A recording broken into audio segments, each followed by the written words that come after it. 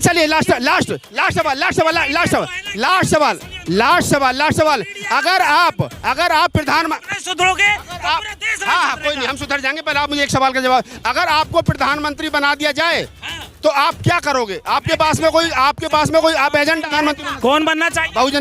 बहुजन नेता कौन बनना चाहिए? भाई हमारे यहाँ पे कितने लीडर हैं, कितनों की कमी? उनके पास में मोदी है, तुम्हारे पास हमारे पास गौतम अगर प्रधानमंत्री बन गए तो 50 लोगों के नाम बताओ जो मिनिस्टर बनेंगे तुम्हारे पास में। हिस्टोरियन है, वित्त मंत्रालय कौन संभालेगा, रक्षा मंत्री कौन बनेगा? जब वक्त आएगा ना तो ऐसी क्रीम चाइना से आपने स्टेज चाइना से लाओगे, अभी आप नेपाल से जोन सा अपने आप को पंडित कहता है ना।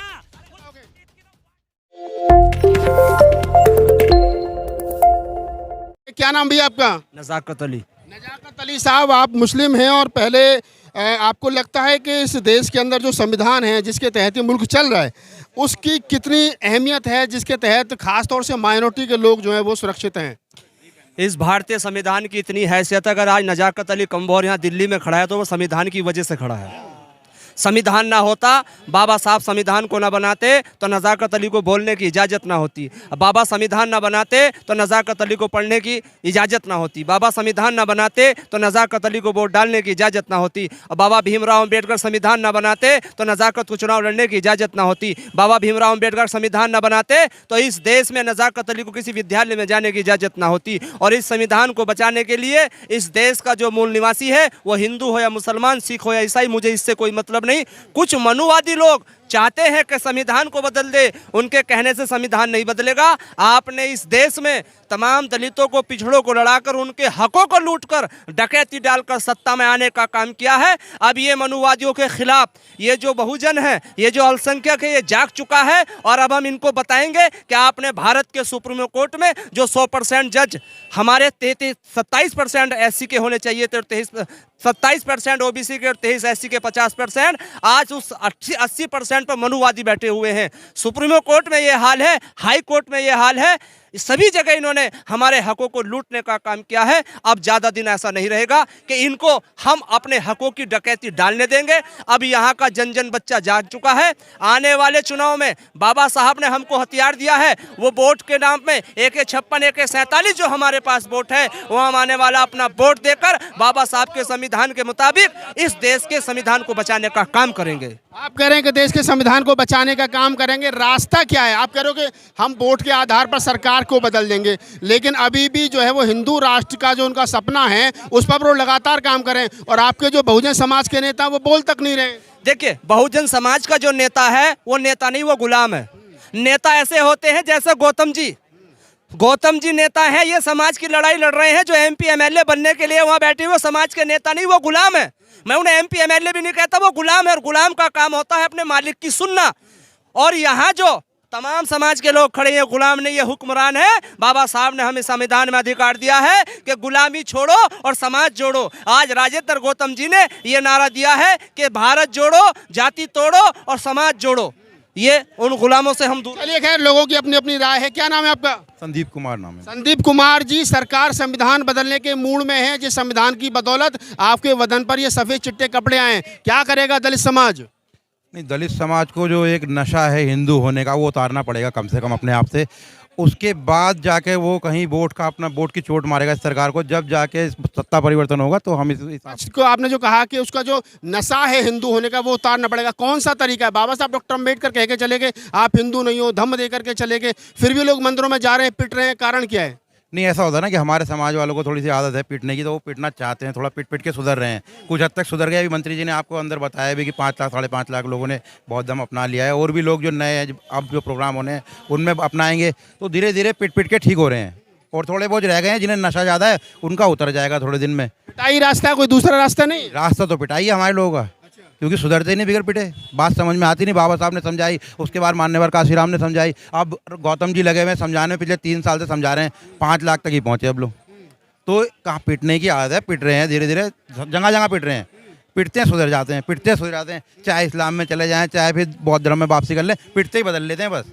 चाचा ये कह रहे हैं कि जब तक दलित पिटेगा नहीं, तब तक सुधरेगा नहीं, तब तक हिंदू धर्म नहीं छोड़ेगा। कौन सा रास्ता है? मैं 5 मिनट का समय लूँगा आपका। 2.5 मिनट में निपटाओ। 2.5 मिनट निपटाओ। पीछे को जाओ, थोड़े से पीछे को। अगर भीम बाबा ने उभारा ना होता तो इस भारत में कुछ भी हमारा ना होता। न पैंट हम पे होती, न गर्दन में टाई, न बहने ही पड़ती, न पढ़ पाते भाई। उन जालिमों का ही करते गुलामी, मुसीबत के मारों का गुजारा ना होता। अगर भीम बाबा ने उभारा ना होता तो इस भारत में कुछ भी हमारा ना होता। क्या मिल गया तुम्हें? संविधान के बल पे जो अधिकार मिले थे वो संविधान भी बदला जा रहा है। तुम लोग अभी भी मंदिरों में घंटा और घंटी बजाने के चक्कर में लगे हुए। आप हिंदू हो या बौद्ध हो? पूरा बौद्ध हूँ, पक्का कट्टर। हाँ, मैं बौद्ध हूँ। मैंने क्या कहा कि न पैंट हम पे होती, न गर्दन में टाई, न बहने ही पड़ती, न पढ़ पाते भाई। उन सरकार संविधान बदल रही है, ये पेंट कोड सब छिन जाएंगे, मकान कोटी सब छिन जाएंगे। जब आगे आगे आगे आगे हांडी और पीछे झाड़ू होगी अब तुम्हारे। वो ठीक है, जब इस भाई ने जो कहा ना, मैं पिटाई नहीं कह रहा। नई जनरेशन तुम्हारे पोते पोती मंदिरों में जा रहे हैं, तुम खड़े होकर क्या धर्म की बात कर रहे हो? जो जा रहा हम तो प्रचार करें। मैंने कई हजार की तो होली दिवाली बंद करवा दी। हाँ, दुनिया भर के, मैं दुनिया भर का रात दिन प्रचार करूं। तो ये समाज सुधर क्यों नहीं रहा है? कारण क्या है? बाबा साहब डॉक्टर अम्बेडकर के धम्म अपनाने के बाद में आज भी 1 करोड़ से ज्यादा बौद्ध नहीं है भारत में। तो कैसे बाबा साहब का सपना साकार? पढ़ के रख दिए भाई 84,000 जो है बौद्ध स्तूप थे, 84,000, और उनको मंदिर के रूप में बना दिया गया। उनके ऊपर पाखंडवाद का एक हिंदू मुस्लिम। अरे जब तुम्हारे लोग ही वहाँ जाने वाले नहीं थे तो क्या होता? अभी भी सुनिए अभी भी सुनो तो सही। अभी भी दिल्ली में तो 250 बुद्ध विहार हैं। कितनों में जा रहे हैं? सारे के सारे तो ताश खेल रहे हैं, सारों पे तो ताले पड़े हैं, सारों में तो क्या नाम है, संडे के संडे 4 आदमी इकट्ठे नहीं होते, झाड़ू लग नहीं रही। तुम अपने बुद्ध विहारों में खुद नहीं जा रहे, मंदिरों की लेन में लगे पड़े हो। है जो षड्यंत्र रच रहे हैं, उस मनोवाद को हटाने के लिए ही ये प्रोग्राम किए जाते हैं। ये जो अभी यात्राएं चल रही हैं और ये जो जागरूकता चल रही है, 84,000 मंदिरों को, किसका बौद्ध स्तूप को मंदिर बना दिया, वो इतिहास का घोटाला, ये हम लोगों को सबसे ज्यादा। अरे तो उन मंदिरों में तुम ही तो जा रहे हो भैया। अरे मेरे भाई, दूसरे वाले तो पुजारी तो वाद को रोकने के लिए मेहनत कर रहे हैं लगातार। और हमारा जो भारतीय संविधान की आप बात कर रहे हो, संविधान कहाँ है, किस स्तर पे चल रहा है संविधान? मुझे बतलाए कोई। आज मुझे कोई ये बतला दे जो आज हमारे एससी समाज के, ओबीसी समाज के, माइनॉरिटीज के समाज के कौन आवाज दे रहा? भाई ये गुलामियत तो पहले से ही है। जब देश आज़ाद हुआ था, ये आज़ाद नहीं हुआ है, ये ट्रांसफर ऑफ क्या है, पावर हुई है। ट्रांसफर ऑफ पावर पहले ब्रिटिश शासन के पास थी और फिर ब्राह्मणों ने अपने पास ले ली। वो मायावती फिर मुख्यमंत्री कैसे बन गई? भाई मुख्यमंत्री बनी, सुशील कुमार शिंदे मुख्यमंत्री कैसे? केवल दिखावे के लिए हैं। मांझी कैसे केवल दिखावे के लिए षड्यंत्र रचा जा रहा है। अभी भी और प्रदेशों में, इंद्रपाल गौतम कैसे कैबिनेट मंत्री? अरे मेरे मान्यवर, अभी और प्रदेशों में भी आप दिखाई दोगे, लेकिन केंद्र बेवानी कैसे विधायक बने? में पावर किसके पास है आपको वो देखना पड़ेगा। आप ये ट्रांसफर ऑफ पावर को समझिए, और जब तक हमारा समाज नहीं समझे। अगर चलिए लास्ट सवाल, अगर आप प्रधानमंत्री सुधरोगे, हाँ कोई नहीं, हम सुधर जाएंगे। पहले आप मुझे एक सवाल का जवाब, अगर आपको प्रधानमंत्री बना दिया जाए तो आप क्या करोगे? आपके पास में कोई आप एजेंडा? न्याय, बंधुता और स्वतंत्रता पर जो आधारित हमारा संविधान है, हम लोग उस पर काम करेंगे। हमारा जो देश है वो विविधताओं में अलग अलग परंपराओं का देश है, वो हमारा इसी का नाम है India, that is Bharat. Bharat में कौन सा? हिंदुस्तान क्यों कहते हो? भारत में आप हिंदुस्तान भारत में कौन सा? मैंने तो बोला ही नहीं, मैंने नहीं बोला। मैंने फैला रहे हो सबसे। मैं ये कह रहा हूँ कि भारत में क्या फैला रही है? भारत में कौन सा बहुजन नेता ऐसा जो प्रधान?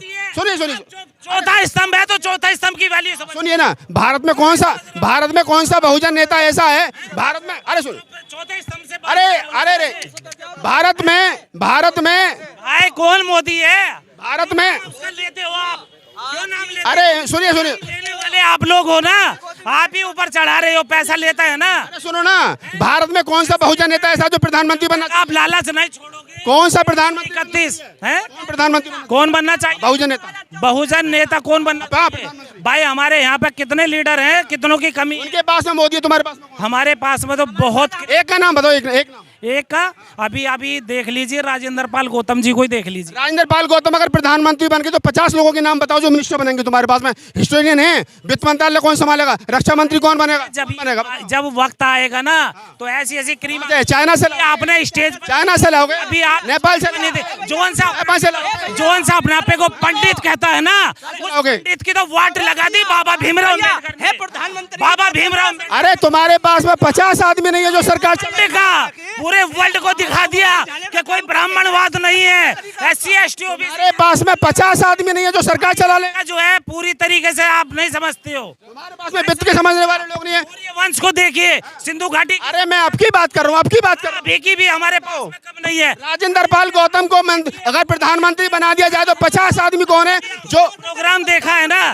प्रोग्राम में देखिए हमारी कलाओं की कमी नहीं है। हमारी बहन बेटियों को इज्जत नीलाम कर रहे हैं, आप ये लोग उसको दिखा रहे हैं, आप उसका नाम ले रहे हो बराबर, जो देश को बर्बाद कर रहे हैं। आप लोग क्यों नाम कर लेते हैं उसका? एक आदमी ने कुछ कह दिया कि संविधान बदल देंगे, आप उसको प्रचार प्रसार कर रहे हो। जो इतनी पब्लिक आई अपना घर बार छोड़ के, ये माताएं आई हैं, इनको क्यों नहीं दिखा रहे? तो फिर संविधान को बदल जाने दिया। आप लोग खिलाफ कर रहे हैं। संविधान जी हम को लाके रहेंगे। संविधान बदलना चाहिए। संविधान है और बराबर रहेगा। संविधान न मिटा है न मिटेगा जी, ये किसी के कहने से नहीं हटता। वो किसी नहीं है, वो किसी नहीं है। अरे भाई किसी नहीं, आप ही हीरो बना रहे हो उसे, आप ही हीरो बना। पता है कौन है विवेक दोबरा? हाँ कौन है विवेक दोबरा? अरे भाई वो ऐसा नहीं होता कि कौन है? प्रधानमंत्री का गया। खास हाँ खास प्रधानमंत्री नहीं है, EVM का प्रधानमंत्री है वो। बैलेट पेपर लेके आए तब पता चलेगा प्रधानमंत्री कैसे बनते हैं। चलिए खैर ये तमाम बातें हैं और सवाल वही खड़ा होता है कि